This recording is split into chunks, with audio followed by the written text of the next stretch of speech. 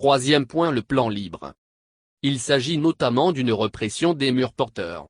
Cette repression est en effet autorisée par les contextures de poteaux dalles en béton armé ou en acier. Cette absence de murs porteurs permet ainsi d'utiliser en toute flexibilité l'endroit, qui pourrait être réparti par des éléments d'écran. En armature, le principe du plan libre est une conduite de construction, laissant la lumière du soleil et de l'air entrer dans chaque pièce intérieure du bâtiment.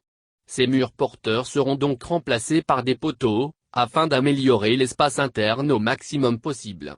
Avantage, le plan libre facilite l'aménagement et la conception des espaces de vie. Quatrième point, fenêtres en ceinture et façades dégagées. Les fenêtres de ruban suppriment les restrictions de dépôt, comme les textures avec les types de plaques. La forme de cette fenêtre permet également une architecture moderne. Les fenêtres sont horizontales et traversent le mur porteur le long de la façade, créant une lumière commune pour l'habitat. Par conséquent, l'intérieur de l'habitat est très lumineux et offre une vue magnifique sur les environs. En général, la forme de la fenêtre à bandeaux ressemble à un panorama de menuiserie, qui est un style tendance de l'architecture moderne.